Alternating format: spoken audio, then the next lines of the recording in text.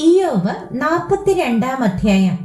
അതിന് ഇയ്യോബ് യഹോവയോട് ഉത്തരം പറഞ്ഞത്: നിനക്ക് സകലവും കഴിയുമെന്നും നിന്റെ ഉദ്ദേശമൊന്നും അസാധ്യമല്ലെന്നും ഞാൻ അറിയുന്നു.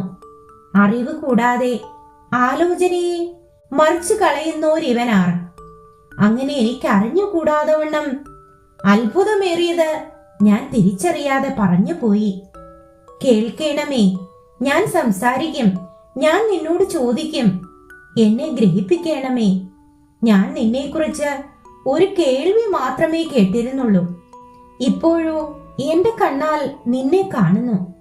ആകയാൽ ഞാൻ എന്നെ തന്നെ വെറുത്ത് പൊടിയിലും ചാരത്തിലും കിടന്ന് അനുതപിക്കുന്നു.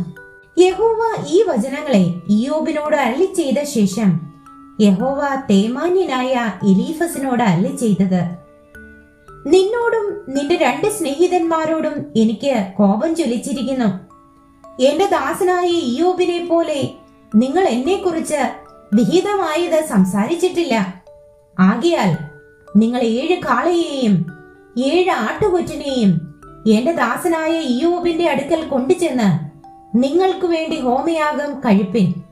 എന്റെ ദാസനായ ഇയ്യോബ് നിങ്ങൾക്ക് വേണ്ടി പ്രാർത്ഥിക്കും. ഞാൻ അവന്റെ മുഖം ആദരിച്ച് നിങ്ങളുടെ മൂഢതയ്ക്ക് തക്കവണ്ണം നിങ്ങളോട് ചെയ്യാതിരിക്കും. എന്റെ ദാസനായ ഇയ്യോബിനെ പോലെ നിങ്ങൾ എന്നെക്കുറിച്ച് വിഹിതമായത് സംസാരിച്ചിട്ടില്ലല്ലോ.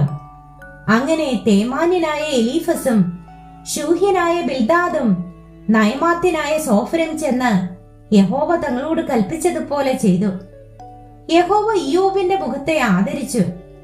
ഇയ്യോബ് തന്റെ സ്നേഹിതന്മാർക്ക് വേണ്ടി പ്രാർത്ഥിച്ചപ്പോൾ യഹോവ അവന്റെ സ്ഥിതിക്ക് ഭേദം വരുത്തി. മുമ്പേ ഉണ്ടായിരുന്നതൊക്കെയും യഹോവ ഇയ്യോബിന് ഇരട്ടിയായി കൊടുത്തു. അവന്റെ സകല സഹോദരന്മാരും സഹോദരിമാരും മുൻപേ അവന് പരിചയമുള്ളവരൊക്കെയും അവന്റെ അടുക്കൽ വന്ന് അവന്റെ വീട്ടിൽ അവനോടുകൂടെ ഭക്ഷണം കഴിച്ചു.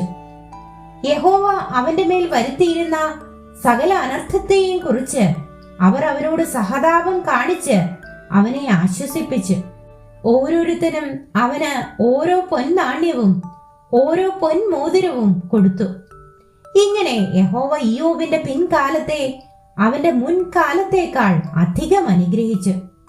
അവന് 14,000 ആടും 6,000 ഒട്ടകവും 1000 ഏർക്കാളയും 1000 പെൺകഴുതയും ഉണ്ടായി. അവന് 7 പുത്രന്മാരും 3 പുത്രിമാരും ഉണ്ടായി. മൂത്തവൾക്ക് അവൻ യമീമ എന്നും രണ്ടാമത്തവൾക്ക് കെസിയ എന്നും മൂന്നാമത്തവൾക്ക് കേരൻ ഹപ്പൂക്ക് എന്നും പേർ വിളിച്ചു. ഇയ്യോബിന്റെ പുത്രിമാരെ പോലെ സൗന്ദര്യമുള്ള സ്ത്രീകൾ ദേശത്തെങ്ങും ഉണ്ടായിരുന്നില്ല. അവരുടെ അപ്പൻ അവരുടെ സഹോദരന്മാരോടുകൂടെ അവർക്ക് അവകാശം കൊടുത്തു. അതിന്റെ ശേഷം ഇയ്യോബ് 140 സംവത്സരം ജീവിച്ചിരുന്നു. അവൻ മക്കളെയും മക്കളുടെ മക്കളെയും 4 തലമുറയോളം കണ്ടു. അങ്ങനെ ഇയ്യോബ് വൃദ്ധനും കാലസമ്പൂർണനുമായി മരിച്ചു.